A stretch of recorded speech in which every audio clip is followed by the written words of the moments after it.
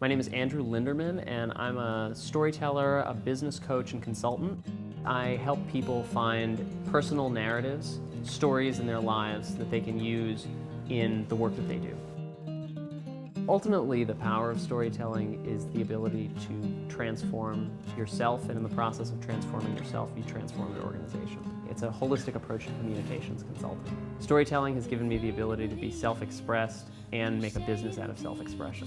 Companies usually come to me for a number of reasons. Sometimes they're having trouble with internal communications and they want to have an exercise that helps them build team spirit or to connect people back to what they love to do. Sometimes they have a specific project where they're trying to tell a story behind something they're launching, or they have a marketing platform that they're trying to transform. Other times, they're just curious about storytelling, because storytelling has become such a buzzword that people are curious and they want to know what it means, and I have some insight into that process. I like the way the class is structured. This is, of course, our second event like this, and we need to thank Ben, Arash, and Robert, Rich, Donna for making these happen so that we can all learn a little bit and be better. Today we have Andrew Linderman. He's going to talk about storytelling today. Andrew. Oh, okay, all right. Usually there's more like, this is Andrew, he's a guy who got stuck in traffic. Traffic's no joke. That's all the jokes that I have. Hi guys, how you doing? Great. Fantastic. That's a good response. I like that. I'm Andrew Linderman, as he said, and I'm the founder of the Story Source. Oh, try not to block that. A company that helps people incorporate personal narratives and stories from their work, their lives, into the work they're doing in a bunch of different ways, often in the form of pitching and presenting, but really wherever good stories need to be told, on calls, in meetings, for ideation, for design. Anything that helps people communicate their ideas more effectively, I help people do that.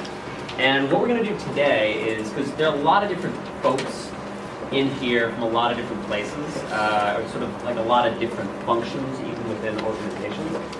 So my goal is to kind of help you uncover get some tips, tricks, tools for telling your own story or the story that connects you to an organization for any number of purposes. So if you are an outbound salesperson, it's helping connect your own story to those of people you might be reaching. If you're an internal team member, or if you work mostly with internal teams, it's helping align those teams and get them excited around products, services, ideas, experiences. If you are a leader, I mean, obviously everybody's a leader in their own way, but if you are leading large teams, it's helping tap into your own story to get people excited and inspired whenever they need to get excited and inspired, which is usually pretty frequently, especially if they're stuck in traffic. So, before I kind of unpack all of that stuff, we have a lot of folks in here. I'm gonna try to make this a little more interactive. So let's just go around real fast. This is gonna be after real fast. Name, organization. That's it. Real fast. Desmond Harris, mediator. Great. And do speak up. Notice I'm not using a mic. You probably have to use your outside voice for inside. It's all right. Robert Boscovich, all of the above. Kevin Wilder, all the above. Glenn Badgett, mediator leverage. Eric Cordova, mediator leverage. Rusty Jenkins, Brand Ventures. Todd Joseph, Mediator Law I'm Group. gonna stop pointing. Eric, Nationwide Student Loans. Keith, Nationwide Student Loan. Joshua, Nationwide Student Loan. Jason Haskell, mediator leverage. Giamara, mediator leverage. Sosa, Technology, Mediator Loan. And speak up. This, by the way, we're gonna this will connect back. Sorry. All right. Kelly Christianer, mediator law group. Hey. Desiree, mediator law group. Dave Hirschfield, law group. Carla, nationwide student loan. Charlotte, nationwide student loan. Anna Gershwell, law group. Anna Gershwell, law group. Speak up. Speak up. Can hear you. Ruth Gershfeld law group. Crystal Gershfeld law group. Annie Gershfeld law group. Mia Gershfeld law group. Tom Gershfeld, law group. Dane Gershfeld Law Group. Yay. Had a boy more. Nina Gershfeld Lager. Vicky Gershfeld Lager. Rosie Gershfeld Lager. Desmond Gershfeld Law Group. Marty Richards, Mediator Law Group. Jeff, Intercontinental. I love that he's like, yeah, I go to continents, lots of different stuff. Simone Edwards, Mediator Law Group. Yvette, Mediator Law Group. Daniel, Mediator Law Group. Julian, Mediator Law Group. Miriam, MLG. Michelle, Mediator Law Group. Tony Frescas, Mediator Law Group. Robert Wick, Mediator Law Group. Orit, Mediator Law Group. Moses, Mediator Law Group. Ricky, MLG. Armin Gershfeld Law Group. Michael Gershfeld Law Group. Justine, Gershfeld Law Group. Cladelaine, Intercontinental. And Stephanie, Intercontinental. Great! See, that wasn't that hard. The reason I had you introduce yourselves is because this little exercise we're actually going to return to at the end. A little bit of a different context. You'll sort of see how it plays out. Thank you, Arash, for that. And I'll tell you my story, kind of how I got into this and how I continue to work with people. But before we do that, I want to show you guys a story. So, as you watch this, well, let me explain. So, this is a TED Talk, probably from about 5-6 years ago, by a guy named Neil Pashtrika. Arash has seen this before, a couple people have seen this, but it's good to see again if you've already seen it. What I want you to do is, as you watch this, pay attention to a couple things. Any details that stand out about this story. And any questions you have, things you want to hear more about. So, what connects you, what doesn't connect you, and then we'll talk just briefly about that. You can write this stuff down, keep it in your head, just allow it to wash over you. So he's going to tell you a story, and I'm going to shut up.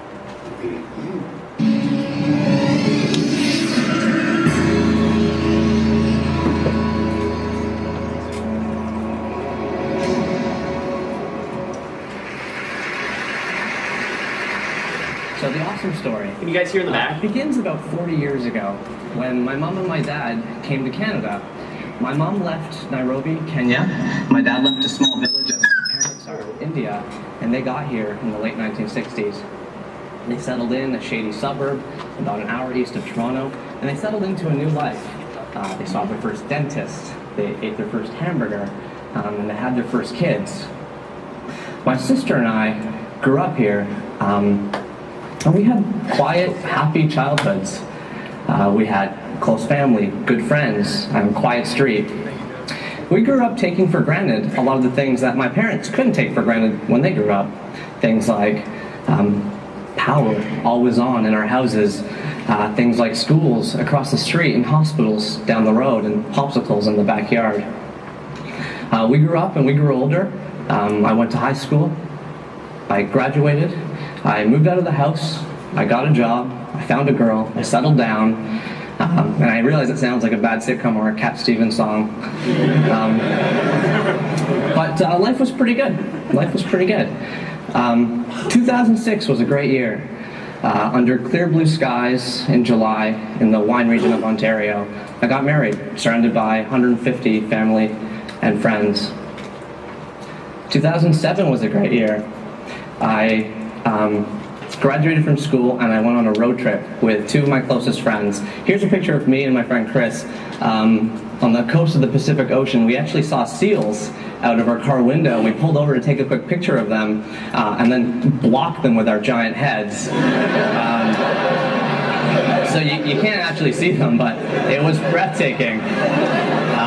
Believe me.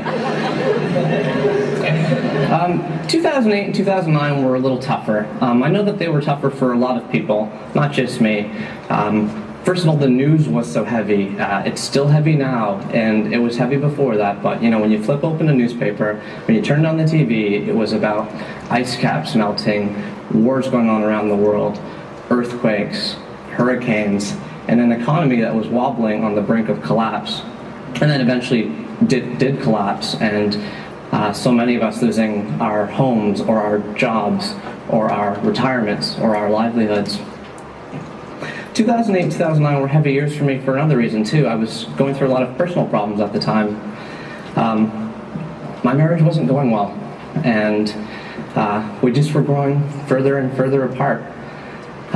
One day my wife came home from work and summoned the courage, through a lot of tears, to have a very honest conversation And she said, "I don't love you anymore." And it was one of the most painful things I'd ever heard, and certainly the most heartbreaking thing I'd ever heard, until only a month later when I heard something even more heartbreaking. My friend Chris, who I just showed you a picture of, had been battling mental illness for some time, and for those of you whose lives have been touched by mental illness, you know how challenging it can be. I spoke to him on the phone at 10:30 p.m. on a Sunday night. We talked about the TV show we watched that evening, and Monday morning I found out that he disappeared. Very sadly, he took his own life. And it was a really heavy time, and as these dark clouds were circling me, and I was finding it really, really difficult to think of anything good, I said to myself that I really needed a way to focus on the positive somehow. So I came home from work one night, and I logged onto the computer, and I started up a tiny website called 1000awesomethings.com. I was trying to remind myself of those simple, universal little pleasures that we all love, but we just don't talk about enough. Things like waiters and waitresses who bring you free refills without asking, being the first table to get called up to the dinner buffet at a wedding, wearing warm underwear from just out of the dryer, or when cashiers open up the new check-only at the grocery store and you get to be first in line, even if you're last at the other line. Swoop right in there. And, slowly over time, I started putting myself in a better mood. I mean, 50,000 blogs are started a day. And so my blog was just one of those 50,000. And nobody read it except for my mom. Although, I should say that my traffic did skyrocket and go up by 100% when she forwarded it to my dad. And then I got excited when it started getting tens of hits. And then I started getting excited when it started getting dozens, and then hundreds, and then thousands, and then millions. It started getting bigger and bigger and bigger, and then I got a phone call. And the voice at the other end of the line said, "You just won the Best Blog in the World award." I was like, that sounds totally fake.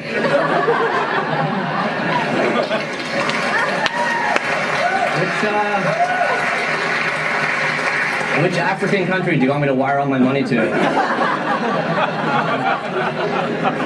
But it turns out, I jumped on a plane and I ended up walking a red carpet between Sarah Silverman and Jimmy Fallon and Martha Stewart. And I went on stage to accept the Webby Award for Best Blog. And the surprise and just the amazement of that was only overshadowed by my return to Toronto when, in my inbox, 10 literary agents were waiting for me to talk about putting this into a book. Flash forward to the next year, and the Book of Awesome has now been on #1 on the bestseller list for 20 straight weeks. All right, would you mind hitting the lights back there? No, it's like high school. I'm gonna wake up again. Excellent. So saw some people who were laughing, a couple people who looked confused, a couple people who looked angry, which could have nothing to do with the clip. We'll work it out. You guys won't be angry. You'll just be a little warm. We'll figure that out. What do you guys think? Nice. Very good. More specific. What'd you like? What resonated? It was well balanced. We had jokes, we had structure, we had emotion, very descriptive, but with every few minutes there was humor. A joke. Yeah. Okay. Visuals. Humor, right? Even if you weren't laughing at the jokes, you could at least identify them as jokes, which is a good start. Well, it took you on a ride with him. Yeah, so it was this journey. Made it relatable. Yeah, it was relatable. What about him as a presenter? Yeah. I like that it wasn't tailored for any one specific person, that it was more universal in terms of people being able to relate. Yeah, so there's this universality to it. Even though I haven't had my best friend kill himself, likely to be on the economy collapse, but that'll affect us all, I can certainly put myself in a position of someone who has. It seemed like he showed a lot of humility and yeah, which I think kind of connects to this relatability piece. So again, what about him as a presenter? So energy level is kind of like under par. It wasn't high. It was okay. It was medium, consistently. So he was not like busting out with energy. No. But it did have this conversational quality, right? Even though he was standing up in front of, I don't know, 1,500 people, maybe 10,000, it's being broadcast online now that it's been on the TED website, it's probably been viewed by hundreds of thousands of people. It seems as though he's standing or sitting across from us just talking. Did you? Yeah, I was going to say, not a lot of physical movement, kept it very tight and small. So Okay. Not a lot of hand gestures. Yeah. But what I would argue is that this conversational quality that he brings to his talk lends both him and the talk a certain confidence. You're right, it was not the biggest, boldest presentation, but every time he's overwhelmed by what he's saying, he stops, composes himself, and reconnects. Often people associate confidence with just dispensing information to an audience, kind of blasting it out, but in fact it's being present in the conversation, which is something we'll talk about a little bit later. Cool, this is a good list. So ideally when you tell a story, or really when you communicate any idea, product, concept, organization, we're talking about an organization, you want it to have, if not all of these qualities, then at least some of them. You want it to be balanced, so people understand kind of roughly the ideas at play. It'll be humorous, so if there aren't necessarily jokes thrown in, there's a little bit of levity in the midst of heavy or perhaps technical information. There's a journey, there's an arc, so people understand that you're taking them somewhere. It's not just stuff happening, but there's a direction in which you're moving. It's relatable, so people can see themselves in the experiences that you're sharing or in the information that you're offering.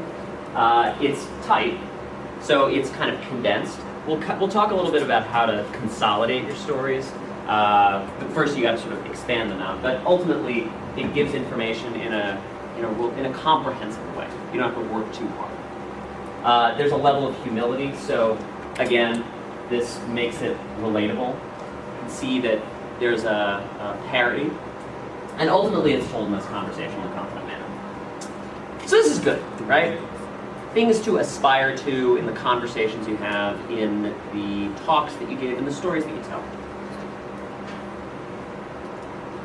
Now, let's kind of unpack storytelling. So, we got a lot of people in here from a lot of different, four different organizations, 5, 4, something like that. It's three or four. 3, 4, 3.5. Doing a lot of different things.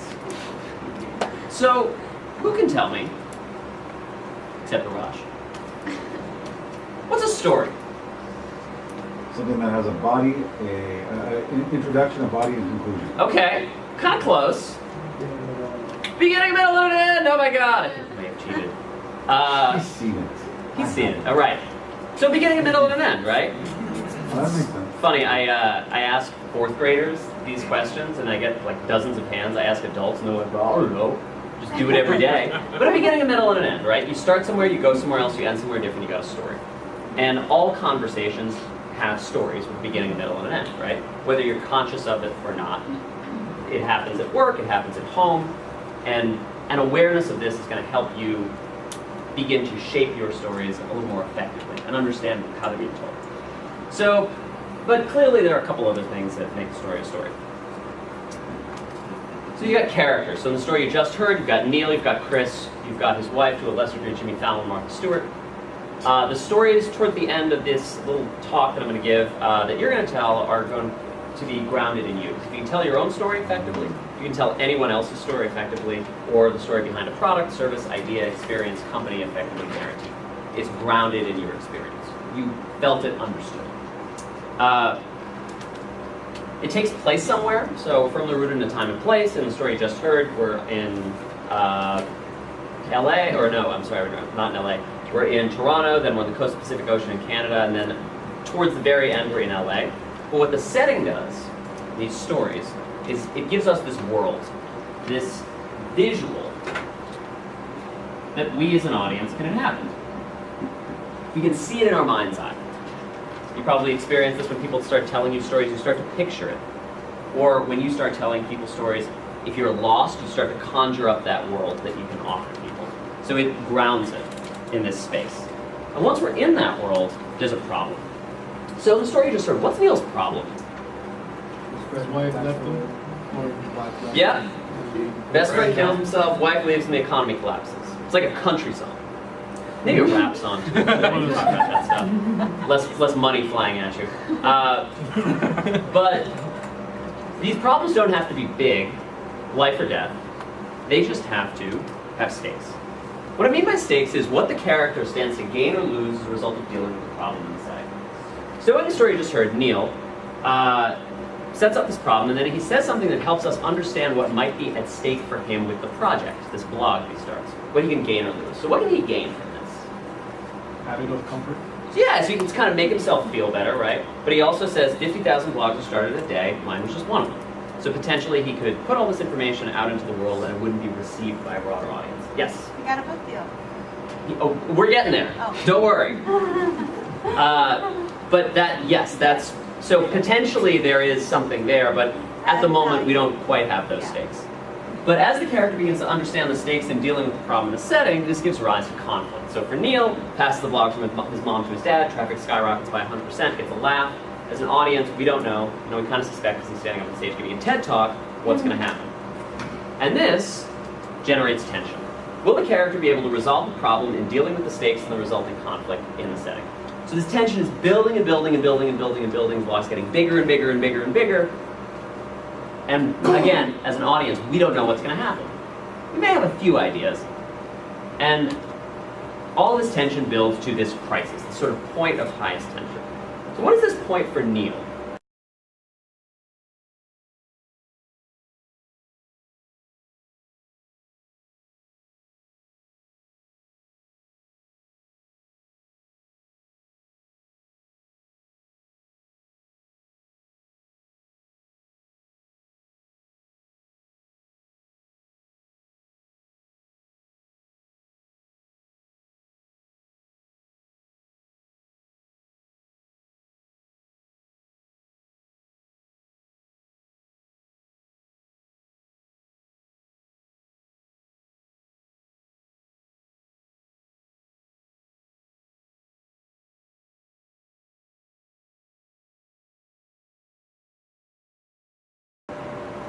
After he introduces us to the problems, his wife, his best friend, after he kind of introduces us to the stakes, the blog, after he starts to ratchet up this tension, what is this point? Kind of point of highest tension in the story? It's a call. So he gets a call, right? It says, you've just won the best blog in the world award, and what does he say? Yeah, right. Sounds totally fake, right? Calls it out. So as an audience, we don't know. Again, we kind of suspect, as he's standing up on stage giving a TED Talk, what's going to happen. And then we get the answer in the climax. Yes, we have yes, you have won the best blog in the world award, and there's some consequences. Blog's turned into a book becomes a New York Times bestseller. So nothing mind-blowing here, right? Basic 3-act structure, at a couple turning points, got 5 acts, a couple more turning points, you've got 7 acts. I've seen this in 14 parts, I've seen it in 21 parts. I think this is pretty go out into the world. And as you listen to the stories that are being told to you, and you start to tell other people on calls, in meetings, in conversations that you have in between, start to pay attention to these pieces when people start telling you stories. Because usually when stories fail, I don't mean that big moral or ethical sense, but just when they're not as effective as they could be, they're missing one or more of these pieces. So if someone starts telling you a story and it just doesn't line up, just doesn't kind of connect, often it's because one or more of these pieces is missing or underdeveloped. So if you can pinpoint, figure out which piece is not there, you can start to ask questions to get that information. Make sense? Yep. And likewise with your own stories, if you find that you're telling these stories and it's just not connecting with your audience, you can even tell when you're on the phone. If there's just silence at the end and you're like, uh-oh, it's usually because you're missing one or more of these pieces or they're underdeveloped. So if you can start to figure out which pieces are missing, you can start to sort of fill them back in and fix the story. Make sense? Yep. Excellent. Okay. So a couple other things that make a story, just things to kind of keep in mind. Again, it's just a framework for understanding storytelling. Any idea why I have a picture of Jason Lee with an Uzi? Or I like to entertain myself with Keynote, the most entertaining medium of all. See, I just got a little hot. I got so excited about Keynote. Comes from the movie. It's also probably because I unplugged this thing. Dogma is dated people who were alive in the 90s. Shout out to the 90s. And New Jersey. Who does he play? Devil. Devil. Where does the devil reside? In the details, not terrible visual puns. That's a better response than I was expecting. Sometimes people go, get out of here. And I'm like, I will. It's detailed. What I mean by detailed is that it's specific. The more specific you are in the stories that you tell, the more relatable they become. The less specific you are, the more they lapse into cliche. Specificity engenders and generates relatability in your stories. You probably experienced this. The more specific you are, the more people start to attach themselves to things that you're saying. Both products, services, ideas, and also stories. Another terrible visual pun, it's honest. What I mean by honest is that it's truthful. Much easier to tell the truth when you tell a story than it is to invent something. It may be convenient in the moment to invent something or exaggerate to the point of untruth, but ultimately down the line you will get caught in that untruth or hopefully not outright lie. And the wonderful thing about what you guys are going to do, final exercise, is all you got to do is tell the truth. And the last piece is that it's personal. It's Ira Glass hosted This American Life radio program that showcases personal stories, narratives from all over the country, I guess actually increasingly all over the world. But what I mean by personal is a little bit different from the traditional definition. It's that you have a stake in the outcome in the story. The bigger the stake, you actually care. The bigger the stake you have in the outcome in the story, the bigger the stake your audience will have in your story. If you care, your audience is going to care. If you don't care, audience is going to stand up and walk out, or they might hang up the phone, or they might click off the page, or they might shut down a video, disengage with the experience you're trying to share with them. So, nothing mind-blowing here, right? Basic, I shouldn't say basic, but pretty self-explanatory stuff, right? And these three things taken together become really quick and easy ways of evaluating not only your own story, but other people's stories. Is it honest, meaning truthful? Do you believe it? Is it personal, meaning do you have a stake in the outcome of the story? Do you care? And does your audience care about the story that you're sharing or the characters within the story? And is it specific? Can they attach themselves to specifics? So again, top level stuff, nothing mind-blowing, but things to keep in mind as you begin to develop your own stories outside and even in the stuff we're going to do today. Cool? Yep. Cool. Okay. All right. So why am I blathering away? Much as I love to blather, and I love to blather. I was blathering to the guy who was in the lift on the way here. He was like, shut up. I was like, all right, fine. You would just get the traffic. You want to get people inspired for any number of different purposes. To understand the products that you guys are selling. To join your team or to do something that you otherwise wouldn't have done. And there are a couple types of stories that you see again and again and again, probably within the work that you're doing now, day to day, but also within the larger framework of the industry of debt settlement, in the industry, in legal industries, in any number of different things. You got stories about values, mission statements, about pages, just a couple examples of this. The core principles that drive the actions that you take day to day, or that hopefully drive the actions that you take. As I was doing a little bit of research on the different groups, I saw kind of embedded, sometimes explicitly, on the site were these values, these big ideas, the things that you stand for. And ultimately, well, hopefully, the things that keep you connected to the work that you do day to day. Because it's a grind, right? You're dealing with lots of different people, lots of different ideas, concepts, but if you can tap back into these things, it can allow you to connect to yourself and then in turn to the people around you. But again, who you are as an individual, who you are as an organization.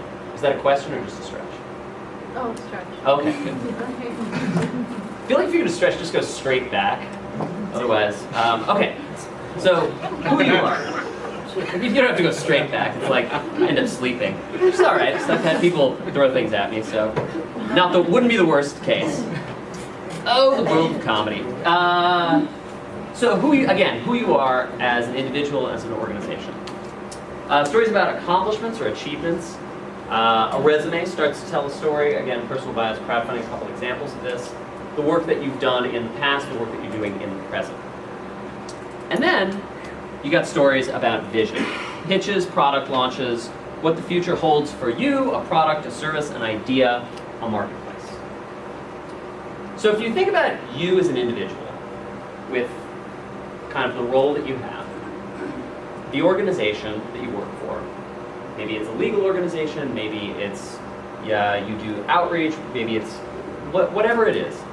And then if you think sort of even more broadly about the debt settlement space or the whole debt industry, it has a story, right? With a beginning that articulates these values, a middle that demonstrates these achievements or accomplishments, and an end that offers a vision for what's possible as a result.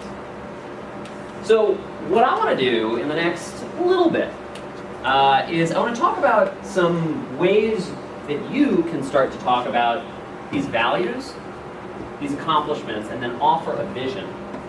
Start to tell a story that's compelling both to you and to your audience in a short amount of time. Just general tips and tricks, and then we're going to put it into practice in the form of a pitch where you're going to get to tell a story with the pitch. How does that sound? Yeah. Nice. Yeah, that's right, Arash. Yeah. Yeah, let's do this. I'm getting hot. I should plug this thing back in. I get excited. What can I say? All right, you guys ready? Yeah. All right, so values. How do you start to talk about your values, right? It sounds like nonsense. But there are a couple things that ground your values that you can start to use to ground your values in the stories that you tell. This is a picture of Brene Brown, who gave a talk. I don't know, have you guys seen this TED Talk about vulnerability? So vulnerability is the thing that connects us to stories. People are connected to problems. If someone starts to tell you a story, immediately, I'm guessing, you're going to start listening for the problem. What is the problem? How many of you sort of call people on a regular basis? Yeah.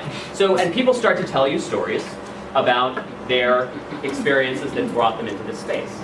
And most likely, you're listening for those problems. You're trying to identify that. And this is how people operate. The question, though, is with vulnerability, how can you start to be vulnerable in the stories and also connect? So we understand values, big ideas, and there are big ideas that underpin the work in the absence of a value. You don't know what it's like to be honest till you've been dishonest, thoughtful till you've been thoughtless, responsible till you've been irresponsible. What makes these stories connective is the ability to create an alignment between the experiences that you've had and the experiences that other people have had, which requires a certain openness, a certain vulnerability in terms of a willingness to talk about times when things haven't gone well. Because if you can start to generate times or talk about times when things haven't gone well, you can get people connected. Does this resonate with people? Does it make sense? Yeah. So even in if someone is starting to tell you a story and you can find this experience, if you can find an alignment between an experience that you've had and an experience that they've had, that creates a point of connection. This is, again, tapping into this idea. And what that ultimately does is it demonstrates this strength. That if you can talk about these things, then you can offer a point of redemption. So I was talking about values, right? That you understand a value in the absence of a value, thoughtfulness through thoughtlessness, responsibility through irresponsibility. The easiest way to start to not feel vulnerable in a sense of feeling all the way out there, disconnected, weak, is to offer a moment later where that value is redeemed or brought in. Does that make sense? So if you've got this notion of stewardship, right? It's just something that a lot of you guys have talked about. If we see the absence of stewardship, and you are able to talk about a moment where that stewardship was gone, was not there, and then if you offer a moment where that stewardship was brought back, then we get to see the value in action. Make sense? Yep. Stewardship might be a little bit tricky, but you'll start to put this into practice. So, and the third thing, storytelling is a conversation. It's a conversation that you have with your audience. They respond by oohing, ahhing, laughing, crying, hopefully not standing up and walking out. But it's also a conversation that you're having with yourself. the more you can start to tap into the conversation you're having with yourself, the more you can start to tap into the conversation you're having with your audience, and then start to shift the conversation. Make sense? Mm-hmm. What I mean by that is, if you are having a conversation with yourself, as you're perhaps on the phone or in a meeting, that's pulling you away from the conversation that the person is having with you, the story that they're telling, you're often missing key pieces of information and moments of connection. And you're probably also missing this value. Because ultimately, these stories that ground you in value are all about learning. How did you as an individual and an organization understand these principles? Where do they come from? On a personal level and on an organizational level. How can you ground your audience in an experience that gives them something and attaches them to an idea? Cool? Mm-hmm. Okay. So, accomplishments.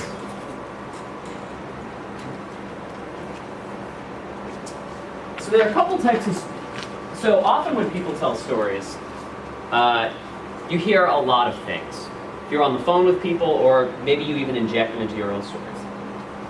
You hear a lot of sort of three specific things.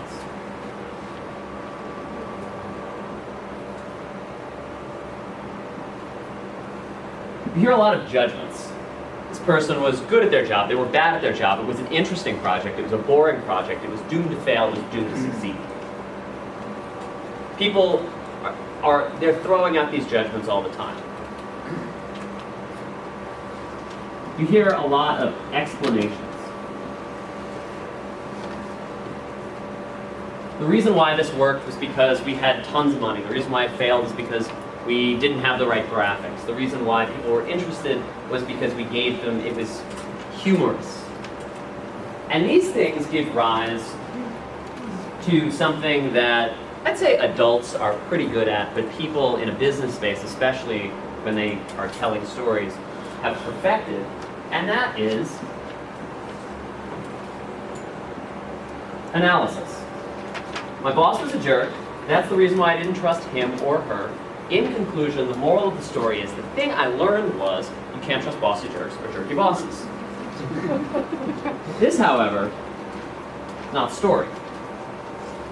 Story is about what happened. What happened? Did something happen before this or after this that helped you unpack this? Because if you are able to unpack what happened in the stories that you tell and in the stories that you hear all the time, you can start to listen for these judgments, explanations, and analysis yourself.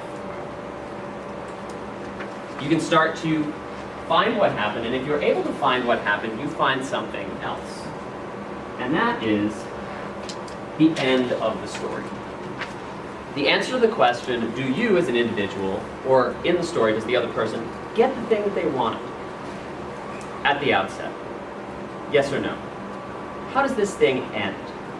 Because if you are able to find the end of a story, to unpack the story that someone else is sharing or the story that you are sharing, and to have that conversation with yourself, then what you find is something even more valuable. And that is the theme. What is the big idea behind the story that's being shared or that you are sharing? What does it really mean? And if you are able to find this theme, you find something else. The actual value. Have you ever, and just on a personal level, have you ever had someone tell you a story and they end it and you're like, what happened? You're like, well, no, that's not the end of the story. There's more to the story. And then they add something that changes the context of the story.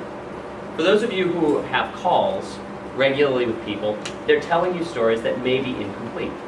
And if you are able to listen for these things, you can start to unpack them.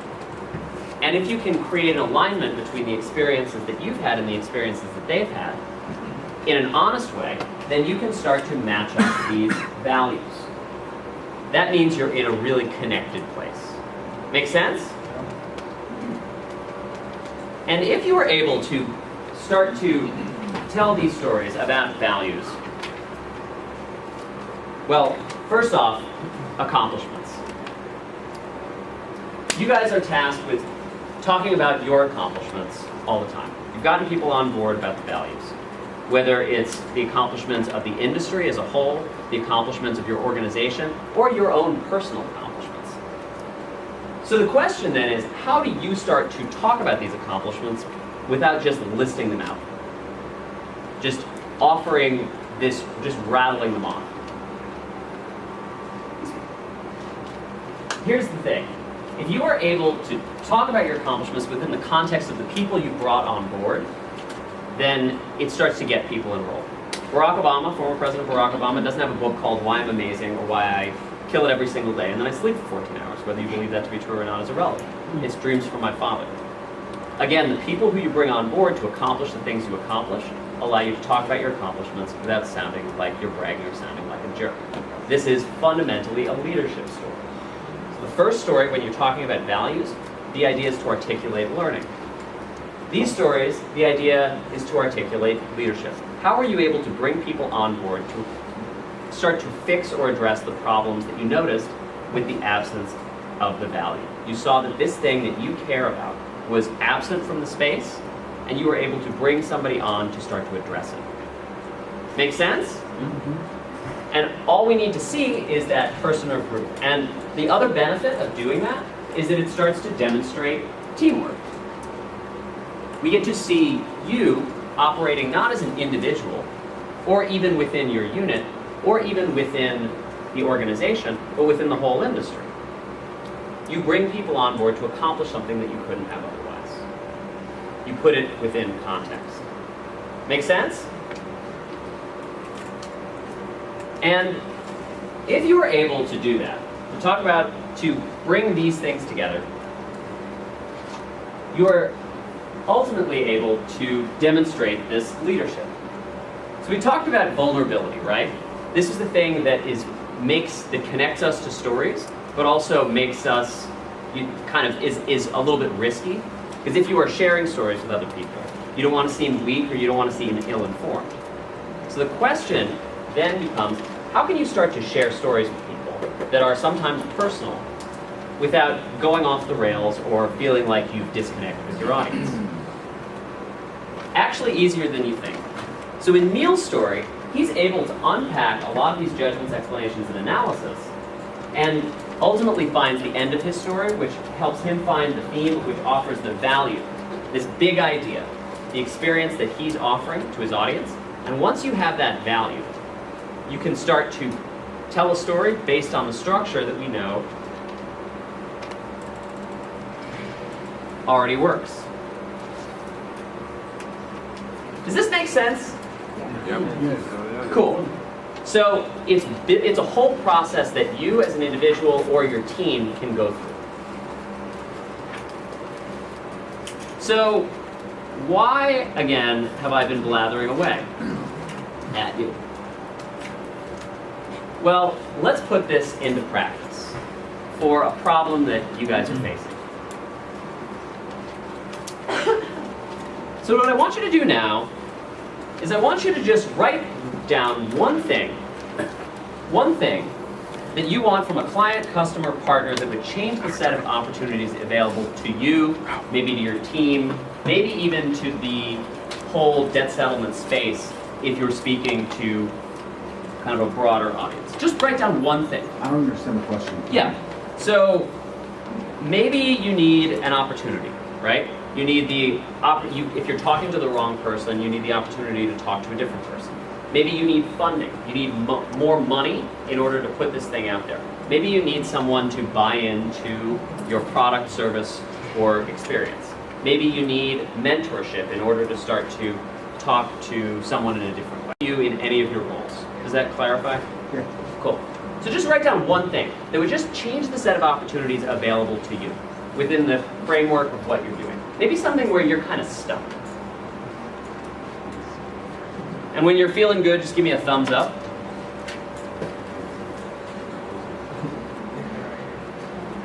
I'll wait for thumbs.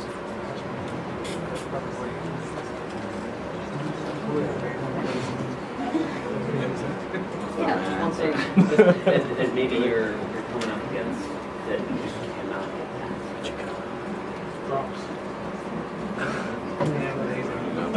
Everybody got something? This is the first thing that come to mind. Yeah? What else we've been talking about? All right. So now what I want you to do is I want you to write down your target audience. Who, in a hypothetical world, is going to give you that thing? If you were to meet this person, say, well, elevator's not so good, but at a cocktail party, who's gonna grant you this thing? Maybe it's your boss. Maybe it's someone at the end of the line on a call. Maybe it's someone outside of the industry. Maybe you are changing roles and you need someone to help you facilitate that.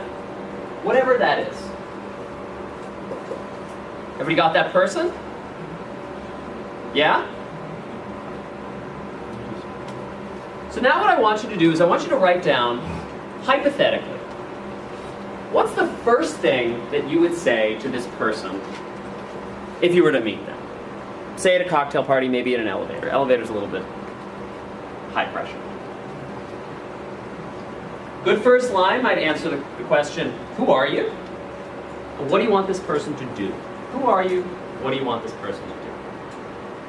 Hi, my name is ABC. I'm here to ask for XYZ. Just write that down. I'll give you a second for it.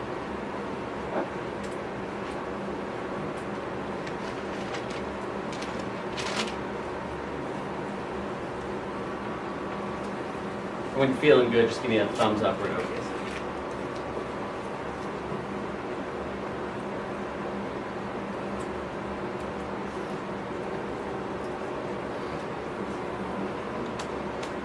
And now what I want you to do is I want you to, if you've got that, jot down your call to action. Call to action.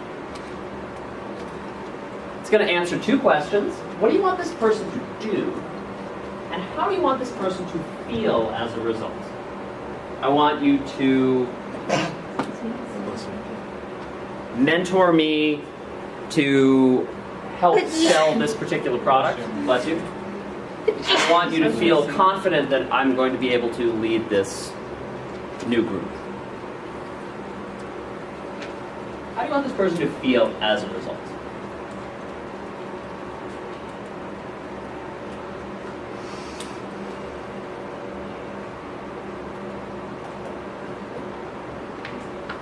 When you're feeling good, just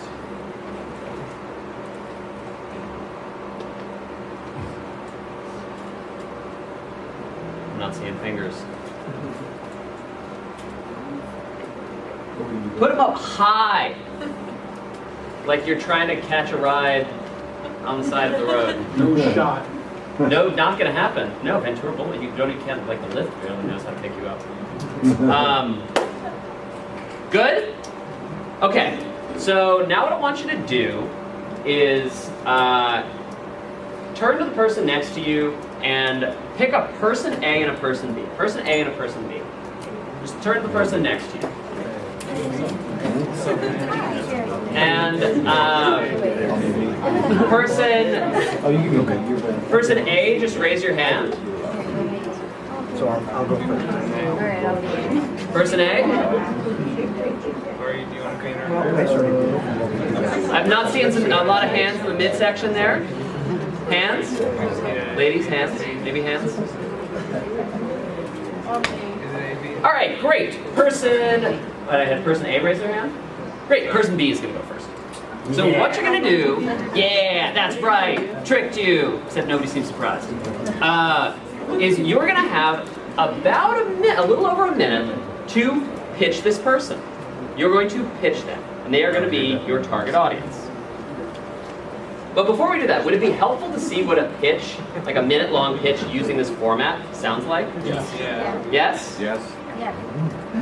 I'm so glad you asked. Oh my God, Shark Tank! Have a listen, and if you could hit those lights, just mind hitting those lights. Have a listen to this pitch, uses the exact same format. Hi, I'm Pat. And I'm Matt. And our company is Grinds. And we're here today seeking a $75,000 investment in exchange for 10% equity in our company.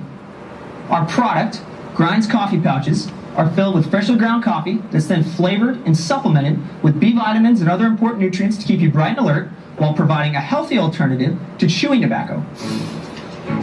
Our product has a unique opportunity to capitalize and gain market share in 3 of the most lucrative markets in the world: tobacco, coffee, and energy.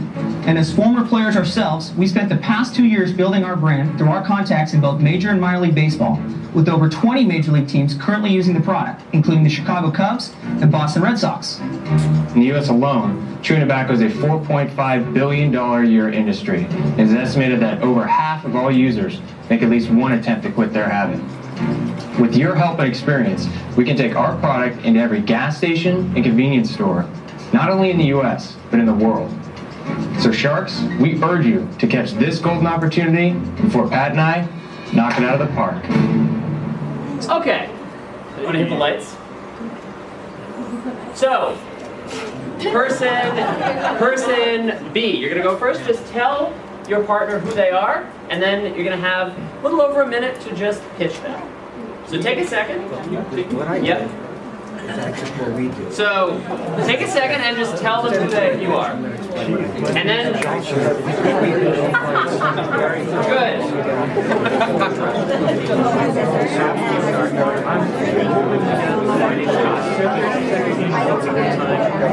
Hold on 1 sec. 1 sec, 1 sec. Everybody know who you are? Yeah? Yes. Good. Ready? Gonna have a minute for this. And then when I say stop, you're just gonna switch. So you're gonna tell the other person who they are, and then we're gonna do it again. Ready? And begin.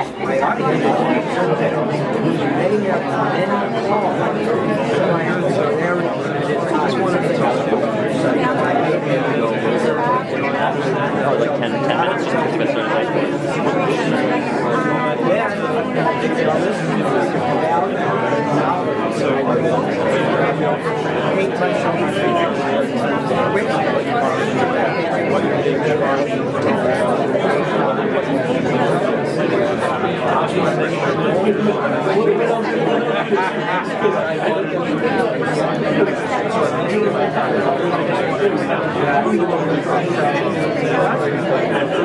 10 minutes, just to get started.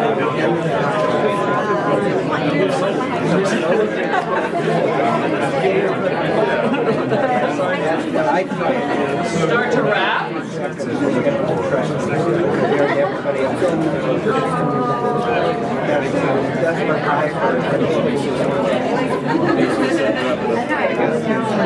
Good. And stop. Switch. So the person who is listening, you're now going to pitch. Tell your partner who they are. They're again going to be your target audience.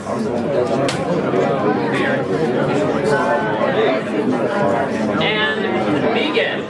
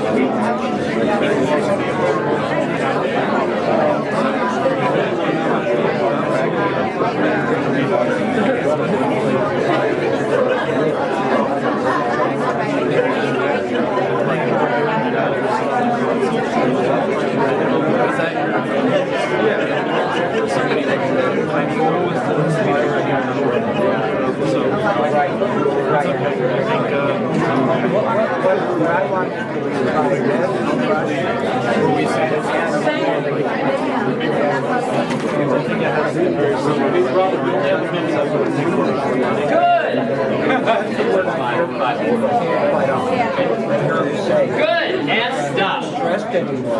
Okay. I know that was only a minute, and it was kind of a rapid exercise, but how did that feel? Good. Interesting. Okay, I heard a couple people go, good, natural, and then this entire side of the room was silent. They're like, oh. It's kind of interesting, right? It's hard. And unpolished, right? You've got to think about this thing that's meaningful to you, to the organization you work for, to your team, the thing that you want more than anything, and just talk about it in a minute and give people an experience. Kind of hard, right? Well, what I heard was a lot of this. as I was listening around. We got a great product. We're doing amazing things. Want to give us some money? We got a super smart team. We've got a really interesting industry. You want to join? Well, what you want to do is you want to tell them a story about values, learning, and accomplishments, leadership. And you want to start to infuse it into your pitches. Would it be useful to see what a pitch with a story sounds like? Yeah, absolutely. I'm so glad you asked. Only a couple of you asked. That's all right. How about that exact same pitch again, except this time with a story? Hit the lights.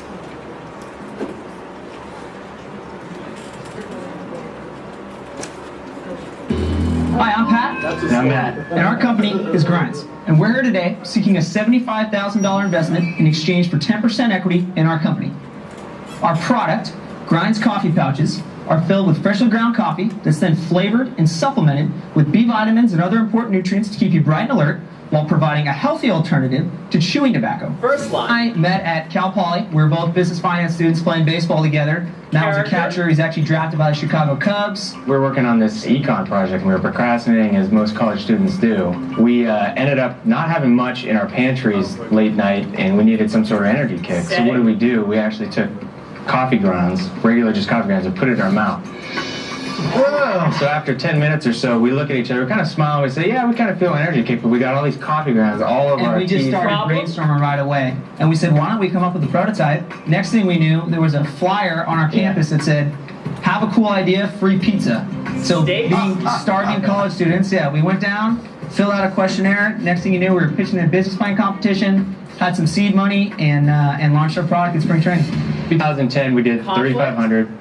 Matt and I were thinking at the end of the baseball season, it's time to get a 9-to-5 job. Tension. 2 days after the San Francisco Giants won the World Series, we got a call from their manager, Bruce Bochy. Crisis. Said, guys, I've been using your product. It might be saving my life. I wish you guys the best. Bingo. Climax. Ourselves, we spent the past 2 years building our brand through our contacts in both major and minor league baseball, with over 20 major league teams currently using the product, including the Chicago Cubs and Boston Red Sox. Consequence. In the U.S. alone, chewing tobacco is a $4.5 billion a year industry. It is estimated that over half of all users make at least one attempt to quit their habit.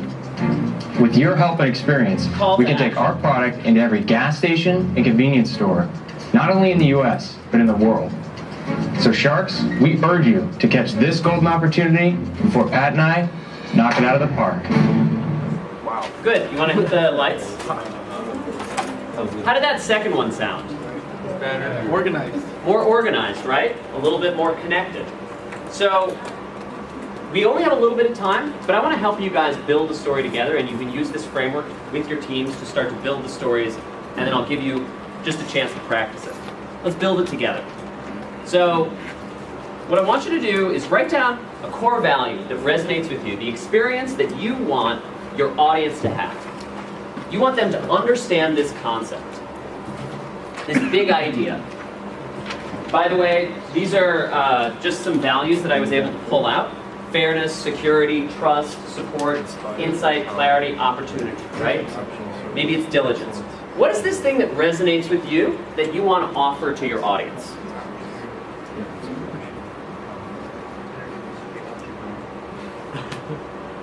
Now I want you to jot down just a couple details about a moment where you learned this value. You experienced this where it was absent, it was present in the space, and then maybe where it was absent. Could be in your current job, could be in an old job. Just a moment where you really got this idea. It connected with you, and you connected with it. Just a bullet point. And once you've got that, I want you to just jot down, maybe bullet point, a challenge that you've faced around this value in the last year. What is this challenge that you're working towards?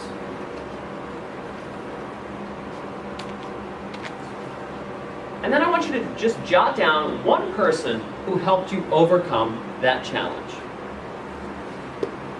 Maybe it was a boss, maybe it was a colleague, maybe it was a coworker, maybe it was a customer or a client.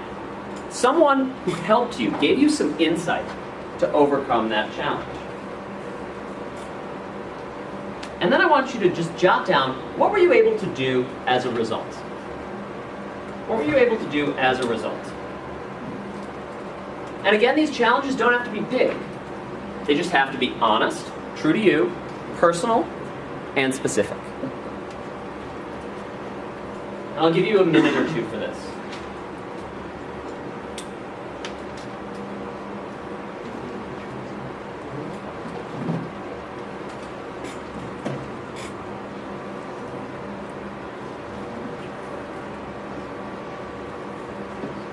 You don't have to jot everything down, just bullet point, so that you know structurally where you're going to go.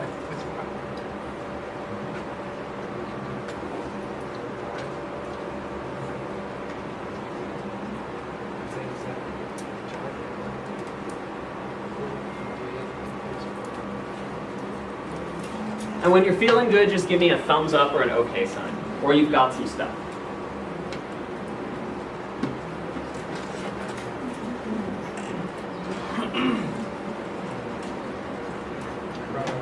What are you looking for?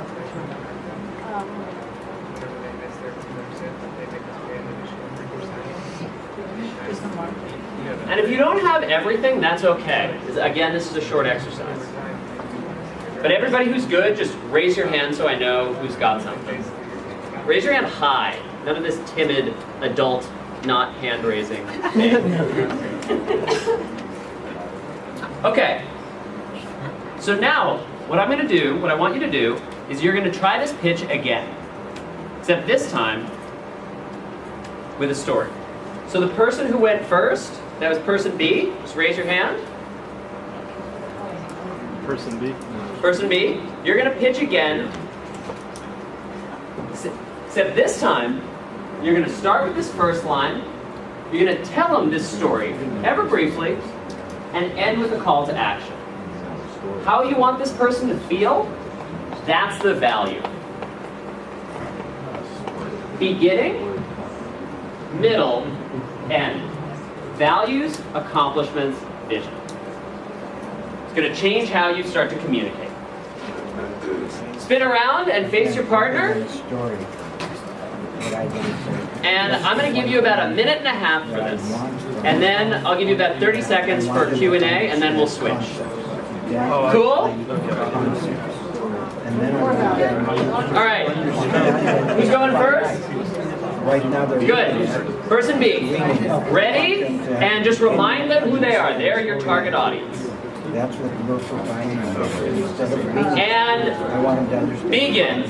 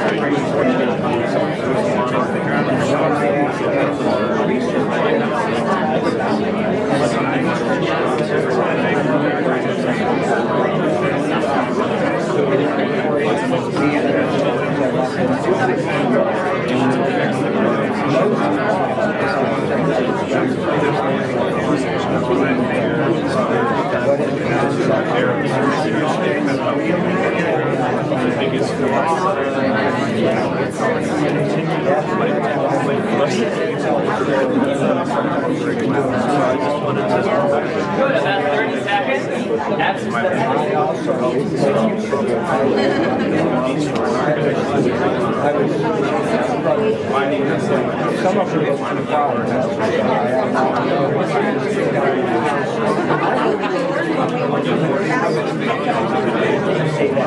start to wrap.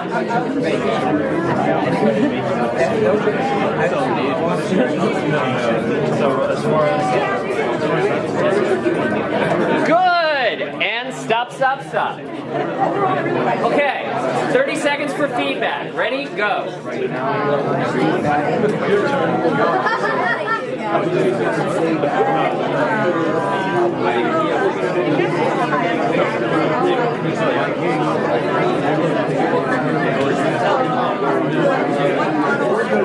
All right, good, good.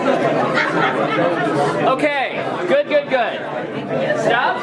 And put that stop. Switch. So the person who was giving feedback, you're now going to share. Again, you're going to start with your first line, tell them this story, end with your call to action. Beginning, middle, end, values, accomplishments, vision. You're going to have about a minute and a half for this. Ready? Begin.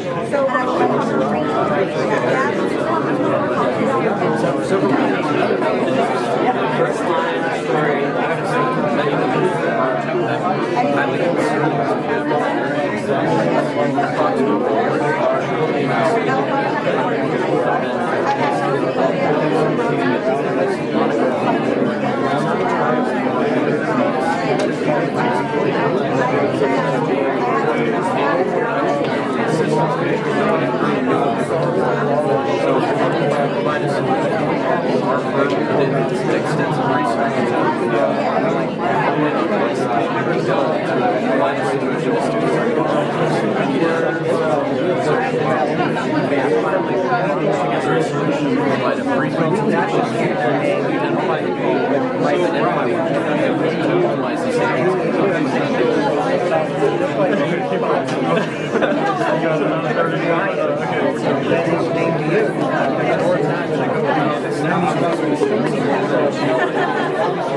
It's just a matter of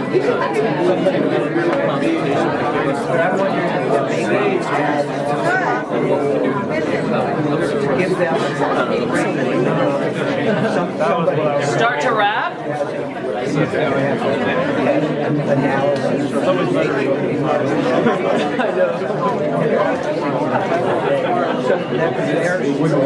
Good. And stop. Good. 30 seconds. 30 seconds for feedback. By the way, the feedback you want in the form of details that stand out, questions you have, things you want to hear more about. And this, again, turns into a conversation. Ready? Go. All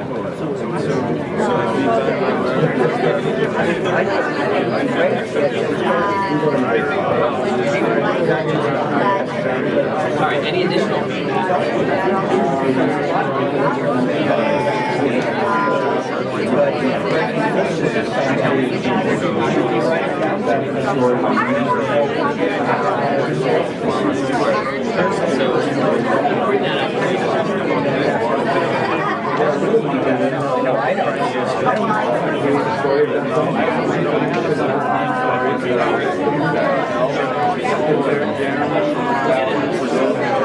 Good.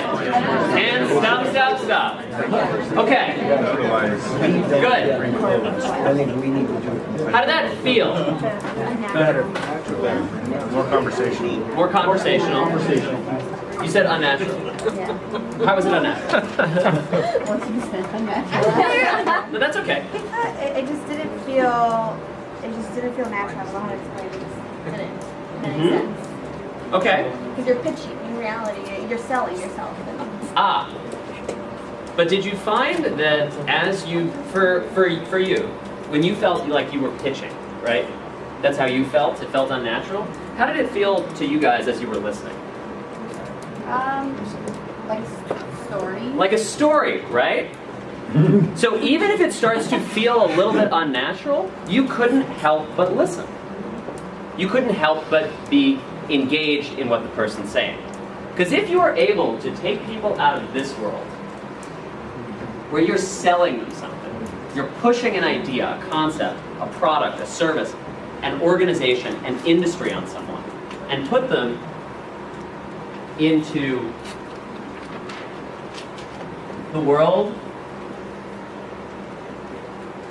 of story, where they're listening for values, accomplishments, and vision, learning and leadership, then something else starts to appear. And that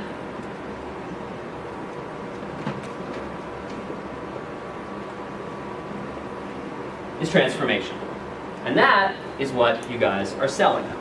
The opportunity to transform a community, the opportunity to transform an individual, the opportunity to transform a whole industry.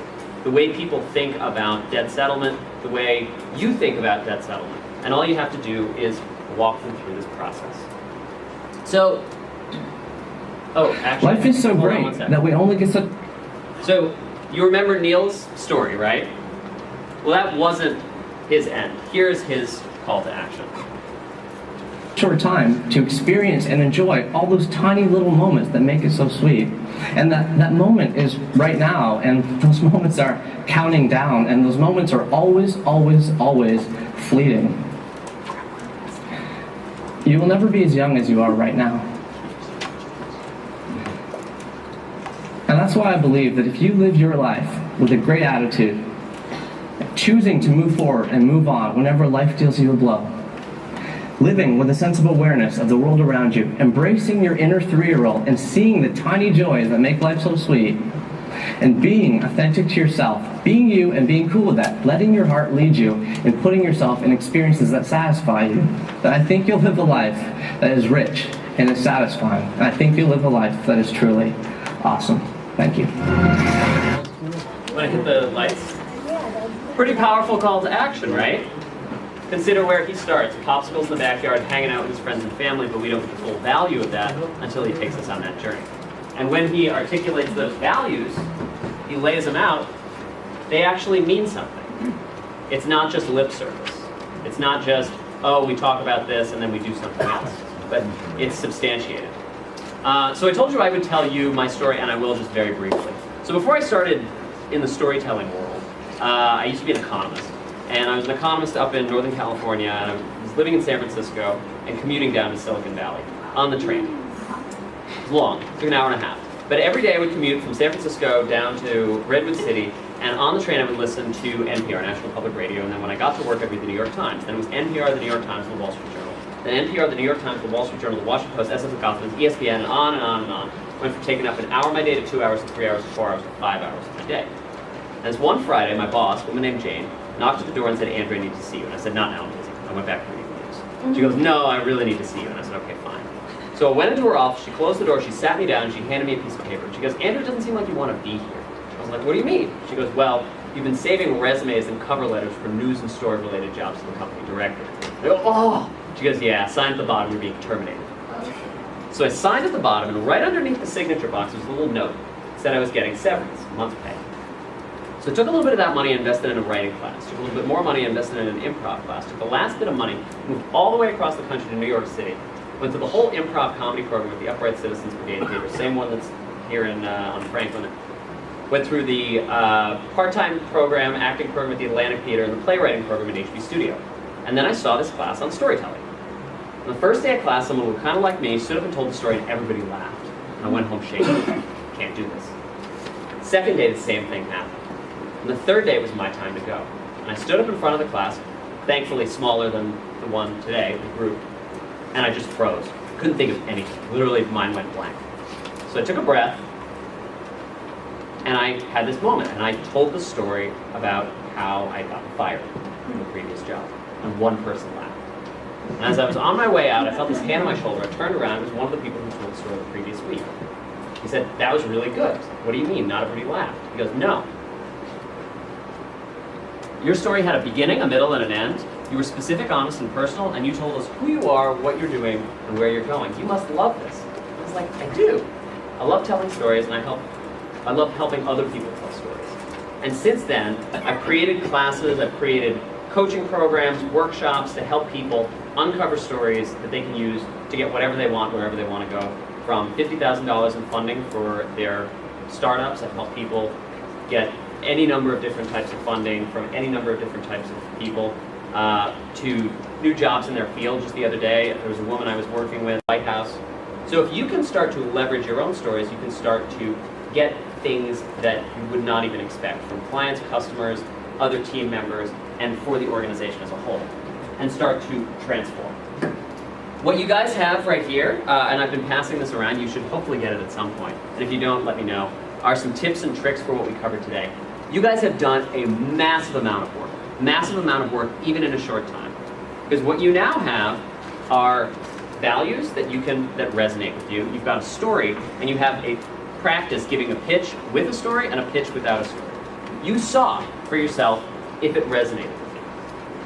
And what I'm going to do, and I have all this stuff around here, is, and this is something I like to do all the time, I offer 15 minutes for free where you can talk to me and you can start to work on this pitch and refine it.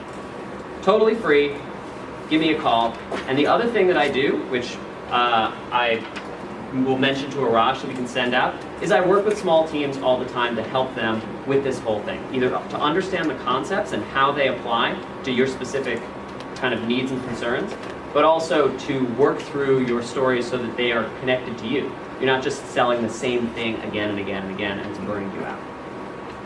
So lots of different stuff that we covered today. And all of that stuff is going around. But I want to thank you guys for hanging out, listening to me prattle on. I like to prattle, and you guys have done your own prattling. I'm going to hang out here for another couple minutes. If you have questions, come up to me. We can talk about any of this stuff, and then you should have everything. So thank you so much.